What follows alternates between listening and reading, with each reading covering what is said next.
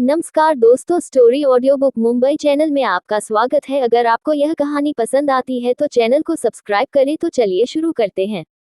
Private room में। अब तक आप लोगों ने पढ़ा कि हर्षवर्धन अनाया से पूछता है कि उसे इस मामले के बारे में कैसे पता। यह सुनकर अनाया गहरी सांस लेकर बोली, क्या आप लोगों को पता है कि 2 साल पहले इंटरनेशनल एमबीसी के अध्यक्ष को हार्ट अटैक आया था, और जिसकी वजह से इंडिया और अफगानिस्तान के बीच फंसे हुए हमारे कुछ लोगों को वापस लाने में हम असक्षम रहे थे। यह सुनकर वह दोनों एक साथ बोले, हाँ बिल्कुल याद है, क्योंकि वह काफी बड़ा मामला था।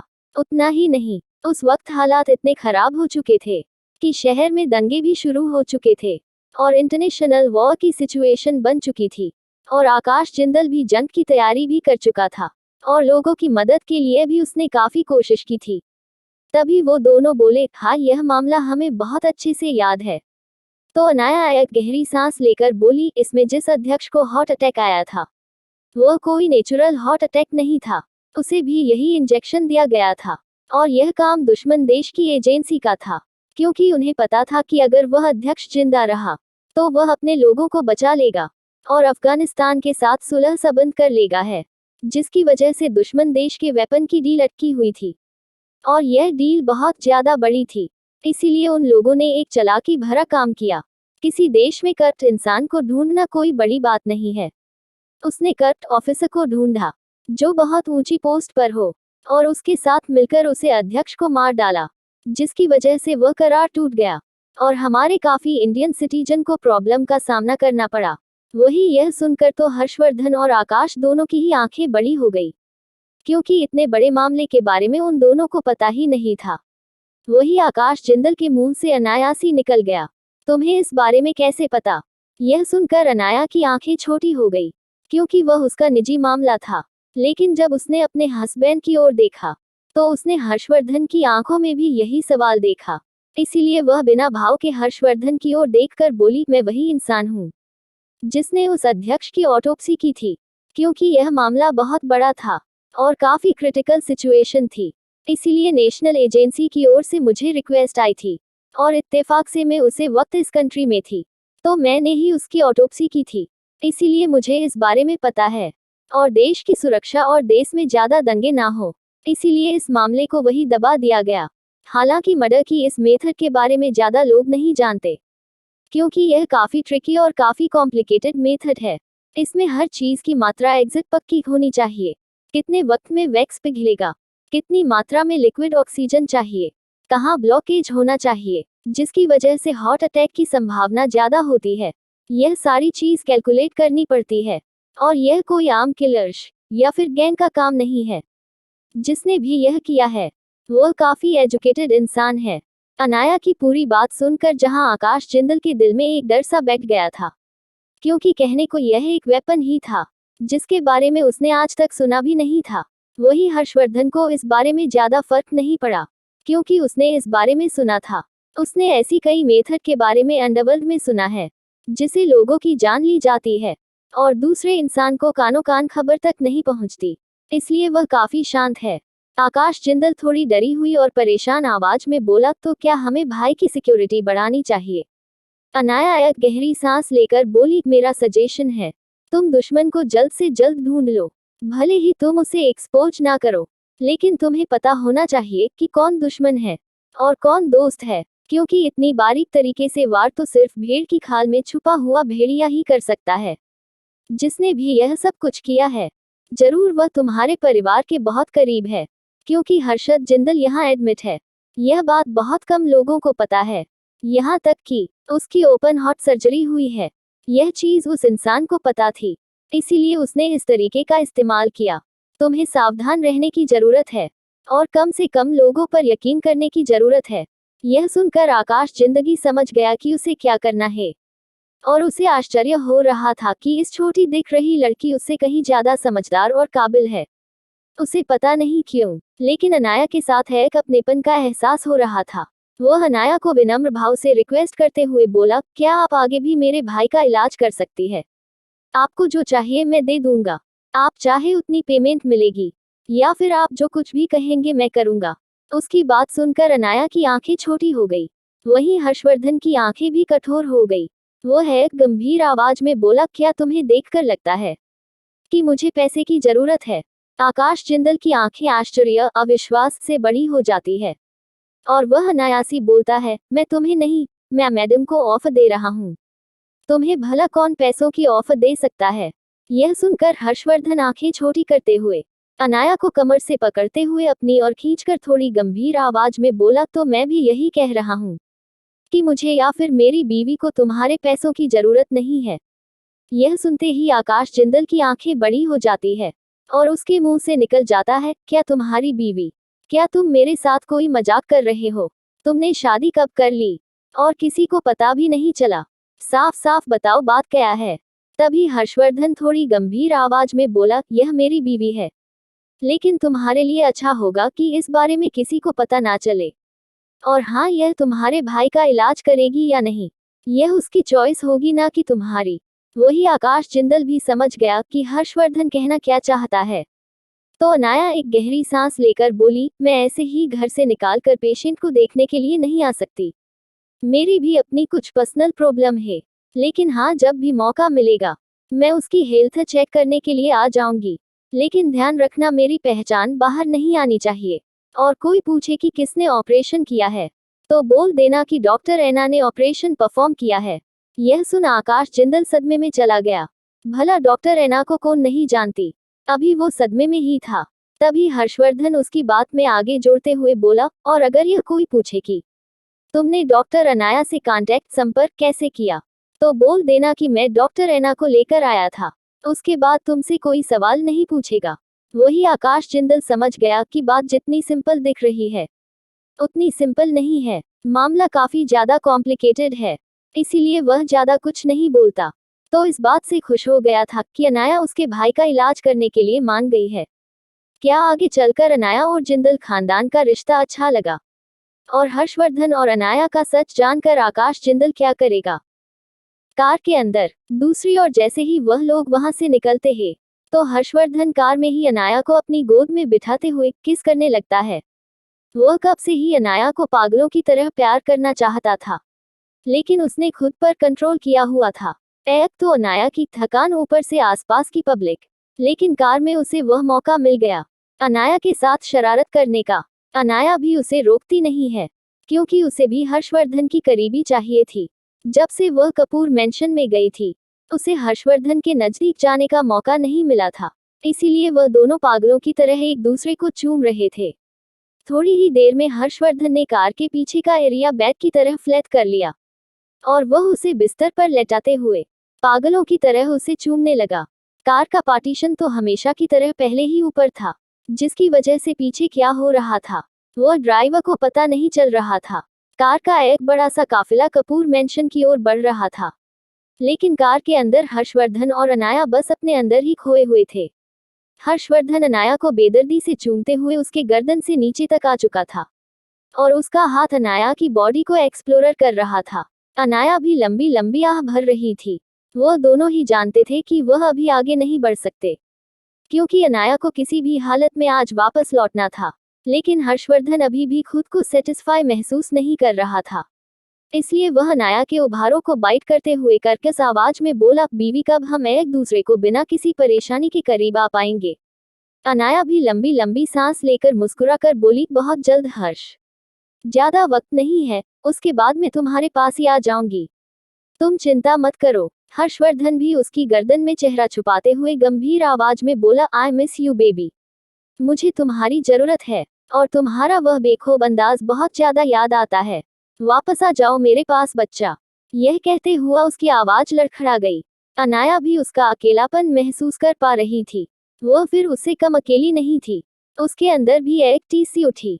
वह तड़पती हुई आवाज में बोली, हर्ष, आई मिस यू, मैं भी तुम्हें बहुत ज्यादा मिस करती हूँ। इतना बोलकर वह उसके कंधे पर जोर की बाइट कर लेती है, जैसे वह एक्सप्रेस करना चाहती हो कि मैं तुम्हें बहुत ज्यादा मिस कर रही हूँ, शायद तुमसे भी ज्यादा। थोड़ी ही देर में उन दोनों की मंजिल आ गई। उन दोनों ने ही अपना हुलिया ठीक किया। अनाया हर्षवर्धन की ओर प्यार से देखती है, फिर उसके होठों पर एक डिप किस करते हुए अपना मास्क वापस पहनकर बोली, अपना ख्याल रखना और तितलियों से दूर रहना। इतना बोलकर वह कार से बाहर निकल गई। वही उसकी हरकत से हर्षवर्धन मुस्कुरा देता है। उसकी बीवी कुछ ज्यादा ही नॉटी हो रही थी और जल्ली भी। उसके सामने तो 28 साल का हर्षवर्धन भी टीनेजर की तरह बिहेव करने लगता है। जब से अनाया उसकी जिंदगी में आए थे, तब से ही उसकी जिंदगी काफी खुशमिजाज हो चुकी थी। वो वहां से आगे निकल गया। कपूर मैंशन के गेट पर। अनाया जब गेट पर पहुंची, तो उसकी आंखें गेट पर लगे हुए नेम प्लेट को देखकर वापस कठोर हो गई। वह जब से वापस लौटी थी, तब से उसे यह नेम प्लेट खटक रहा था। उसे बिल्कुल बर्दाश्त नहीं था कि उसकी मां की मौजूदगी पर कोई अपना नाम छापे। इसीलिए वह अंदर जाते हुए अपनी वॉच में कुछ करती है, और यह करते हुए उसकी आंखों में शैतानी भाव थे, जैसे वह कह रही हो, अब अपना हक जता कर दिखाओ। जैसे ही वह अंदर पहुंचे, उसकी एक्सपेक्टेशन से उलट सामने हॉल में ही 3 तिगड़ी बैठी हुई थी। उन्हें वहां देखकर वैसे तो अनाया का मूड डाउन हो गया, लेकिन वह जानती थी कि वह इन 3 जोकरों को अवॉइड नहीं कर सकती। इसीलिए वह भी बेफिक्र होकर अंदर गई। जैसे ही वह अंदर गई, उसकी नैनी उसके लिए पानी का गिलास ले आई। वह सबसे ज्यादा अनाया के लिए परेशान थी, इसीलिए वह परेशानी में हड़बड़ा कर बोली, अनाया बिटिया तुम ठीक तो हो? अनाया बिना किसी भाव के बोली, मैं ठीक हूँ सावित्री माँ, आप चिंता मत कीजिए। आप मेरे लिए कुछ खाने को बनवा दीजिए। सावित्री देवी भी हाँ में सिर हिलाते हुए बोली, ठीक है बिटिया, मैं अभी कुछ बनाती हूँ। इतना बोलकर वह चली गई। तभी सामने सोफे पर बैठा हुआ राजेश कपूर एक्साइटेड और चापलूस भरी आवाज में पूछता है, वैसे अनाया क्या तुम जीविका खुराना को जानती हो? अनाया जो अभी भी सोफे पर बैठी थी, वो अपने लालची बाप की बात सुन गुस्से में आ गई। वो मन ही मन बोली, कितना घटिया आदमी है। उसे इस बात से कोई फर्क नहीं पड़ा कि उसकी बेटी इस अनजान शहर में पूरी रात बाहर थी। उसकी फिक्र करने की जगह उसे तो बस खुराना खानदान से मतलब था। उसे तो अच्छी सावित्री माँ थी जो उसकी चिंता कर रही थी। वो अपनी नफरत छुपाते हुए बिना किसी भाव के बोली, हाँ जानती हूँ, क्या कोई प्रॉब्लम है? वही यह सुनकर जानवी कपूर की मुठिया कट गई। वह नफरत से अनाया को घूरती है। वही रवीना कपूर की हालत भी कुछ ऐसी ही थी। तभी राजेश कपूर अपनी बात में आगे जोड़ते हुए बोला, तुम उसे कैसे जानती हो और तुम्हारी उनके साथ क्या बातचीत हुई? अनाया समझ गई कि यह घटिया आदमी खुराना खानदान का फायदा उठाना चाहता है। इसीलिए वह बिना भाव के बोली, मिस्टर कपूर, मैं उन्हें मॉल में ही पहली बार मिली थी, लेकिन जब जीविका दी मुझे अपने साथ ले गई, तो मुझे पता चला कि मेरी मॉम और खुराना खानदान के बहुत अच्छी रिलेशन थे, और मैं अपनी मॉम के बारे में कुछ जानना चाहती थी। इसीलिए मैंने उन लोगों के साथ वक्त बिताया, इससे ज्यादा कुछ नहीं। वही गीता कपूर का जिक्र होते ही राजेश कपूर के चेहरा पीला पड़ गया। पता नहीं क्यों, लेकिन वह जब भी गीता कपूर का नाम आता था, तब वह गिल्ट और एक अनजाने डर से भर जाता था, जैसे कोई ऐसा राज है जो राजेश कपूर अपने अंदर दबाकर बैठा है। इस बात को अनाया भी बहुत पहले ही महसूस कर चुकी थी, क्योंकि राजेश कपूर के इमोशंस पहले से ही अनाया को काफी कॉम्प्लिकेटेड नजर आते थे। उसने कई बार उसके दिमाग को पढ़ने की कोशिश की, लेकिन हमेशा उसके दिमाग में कुछ डर, कुछ अनकही बातें नजर आती थी। वह भी यह जानना चाहती थी कि आखिरकार राजेश कपूर इंसान कैसा है। कहने को तो वह उसका बाप है, लेकिन उसके लिए वह एक पहेली बना हुआ था। वह यह जान ही नहीं पा रही थी कि राजेश कपूर आखिर चाहता क्या है। इतना तो वह समझ चुकी थी कि जानवी कपूर और किसी की नहीं बल्कि राजेश कपूर और रवीना कपूर की बेटी है। लेकिन फिर भी राजेश कपूर ने गीता कपूर के नजदीक जाने की कोशिश क्यों की, और वह उसकी मां को इतनी आसानी से धोखा कैसे दे पाया? यह चीज जानने के लिए अनाया काफी बेचैन थी। क्या राज छुपा रहा था राजेश कपूर? क्या अनाया चाल चलती है कपूर खानदान के खिलाफ? कपूर मेंशन में अब तक आप लोगों ने पढ़ा कि किस तरह से राजेश कपूर अनाया की तारीफ करता है। दूसरी ओर जानवी कपूर से रहा नहीं गया, तो वह टोंट मारते हुए बोली, लगता है तुम्हें खुराना खानदान को ज्यादा ही पसंद आ गया। लेकिन तुम्हें पता है कि बड़े बड़े खदानों के साथ बातचीत कैसे की जाती है? जरूर तुम हमारे वहां बेइज्जती करवा कर आए होगी। वही यह सुनकर अनाया की आंखें छोटी हो जाती है। तभी बात में आगे जोड़ते हुए रवीना कपूर भी बोली, सही बात है, तुम्हें अगली बार अगर खुराना खानदान से मिलना है, तो तुम जानवी को अपने साथ ले जाना। वह शहर में पली बड़ी है, उसे लोगों से बातचीत करना अच्छे से आता है। वह तुम्हें सिखाएगा कि किस तरह से बड़े लोगों से बात की जाती है और किस तरह से उनसे डील की जाती है, ताकि तुम कोई बड़े इंसान को नाराज ना कर दो। वैसे भी तुम गीता दीदी की बेटी हो, तो बड़े बड़े लोग जरूर तुमसे मिलने की कोशिश करेंगे। वही यह सुनकर अनाया मन ही मन बोली, यह माँ बेटी क्या समझ रही है कि मुझे कुछ समझ नहीं आ रहा। रवीना कपूर साफ साफ अपनी बेटी जानवी को लोगों के आगे अच्छा दिखाने की कोशिश कर रही थी, जैसे उसकी बेटी को सब कुछ आता है, और यह गांव की गवार अनाया को कुछ नहीं आता। अनाया भी अब तक की समझ चुकी थी कि यह हमारी बेटी क्या प्लान कर रही है। वैसे भी उसे पता था कि यह माँ बेटी उसे बदला लेने की कोशिश कर रही है, जो उसने 15 करोड़ इन माँ बेटी से छीने थे उसके लिए। वैसे भी अब यह दोनों माँ बेटी तकरीबन कंकाल होने को हुई है, क्योंकि उनकी जेब में एक बहुत बड़ा छेद बन चुका है। 15 करोड़ कोई छोटी रकम नहीं थी। ऊपर से वह माँ बेटी इस बारे में राजेश कपूर से बात भी नहीं कर सकती थी, क्योंकि रवीना कपूर ने वह पैसे गलत तरीके से निकाले थे और राजेश कपूर से छुपा कर रखे थे। कहीं ना कहीं रवीना कपूर को अपने पति पर भी यकीन नहीं था। उसे आज भी लगता था कि उसका पति गीता कपूर को पसंद करता है, और कहीं उसके मोह में आकर वह सब कुछ अनाया को ना दे दे। इसीलिए वह हमेशा ही राजेश कपूर से पैसे छुपा कर रखती थी, और इस बारे में किसी को भनक तक नहीं लगने देती थी। अनाया ने भी यह चीज पिछले जन्म में ही जान ली थी, जब एक बार गलती से उसने रवीना से किसी आदमी से बात करते हुए सुन लिया था कि मैडम हमने राजेश कपूर की कंपनी से 2 करोड़ रुपए निकाले हैं। यह सुनकर रवीना खुश होते हुए बोली, बहुत अच्छा, ऐसे ही धीमे धीमे करके पैसे निकालते रहो, इस बारे में किसी को पता नहीं चलना चाहिए। मुझे उस पर बिल्कुल यकीन नहीं है, पता नहीं कब उस इंसान का दिल बदल जाए और वह गीता की उस बेटी पर दया दिखा दे। उससे पहले ही मुझे पैसे अपने नाम करवा लेने होंगे। यह सब कुछ याद आते ही अनाया की आंखें वापस गुस्से से लाल हो गई, क्योंकि आखिरकार वह पैसे थे तो उसी के ही, और उसके माँ ने वह काफी मेहनत से कमाए थे। तभी राजेश कपूर चापलूस भरी आवाज में बोला, वैसे अगर तुम चाहो तो खुराना खानदान को आज शाम की पार्टी में भी इनवाइट कर सकती हो। आखिर यह पार्टी तुम्हारे लिए ही रखी गई है। आज काफी सारे बिजनेस में इस पार्टी में आएगी तुमसे मिलने के लिए, तो तुम्हारे लिए भी सपोर्ट रहेगा। यह सुनकर रवीना कपूर भी हामी भरते हुए बोली, तुम्हारे डेट सही कह रहे हैं, तुम्हें उन्हें इनवाइट करना चाहिए। मैं तो कहती हूँ तुम जानवी के साथ पर्सनली जाकर उसे इनवाइट करो। इस बहाने तुम और जानवी अकेले थोड़ा सा वक्त भी बीता पाओगी। आखिरकार तुम दोनों बहनें हो, तुम दोनों को एक दूसरे के साथ ही रहना है, और आगे चलकर यह सब कुछ तुम दोनों को ही संभालना है। वैसे भी तुम काफी साल घर से दूर रही हो, तो तुम्हें यहाँ के दौर तरीके और यहाँ के लोगों के बारे में ज्यादा कुछ पता नहीं होगा, तो तुम्हारी बहन इसमें तुम्हारी मदद करेगी। वही अनाया रवीना कपूर की चाल समझ गई कि वो बस जानवी के लिए रास्ता साफ कर रही है। यह सब सोच अनाया की आंखें छोटी हो गई, और वह थोड़ी कठोर आवाज में बोली, मिस रवीना, आपको जरूर कोई गलतफहमी हुई होगी। मेरी कोई बहन नहीं है, वैसे भी यह आपकी बेटी है, और दूसरा मैं जीविका दी से पहले ही बात कर चुकी हूँ। वह आज शाम की पार्टी में नहीं आने वाली, उन्हें कुछ काम है, और मैं काफी थक चुकी हूँ, मुझे जाना चाहिए। इतना बोलकर वह ऊपर जाने लगी। वही उसकी बात सुनकर रवीना कपूर की मुट्ठियां कस गई। वह गुस्से में दांत पीसते हुए बोली, बस कुछ देर और पार्टी में एक बार शेयर्स हमारे नाम हो जाए, बाद में हमें तुम्हारी यह घटिया बदतमीजी सहनी नहीं पड़ेगी। वही उसकी बात पास बैठी हुई जानवी ने भी सुन ली थी, और उसके चेहरे पर भी शैतानी भाव आ गए। तभी सामने बैठा हुआ राजेश कपूर आंखें दिखाते हुए उन दोनों को चुप रहने का कहता है, क्योंकि अनाया थोड़ी ही दूर खड़ी थी।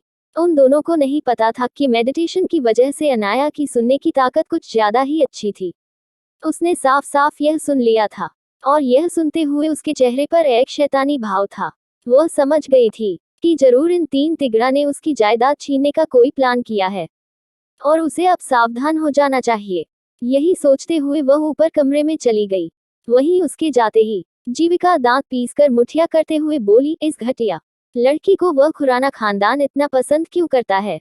उन लोगों को तो मुझे अप्रोच करना चाहिए था, ना कि इस घटिया लड़की को। इस अनाया को आता ही क्या है?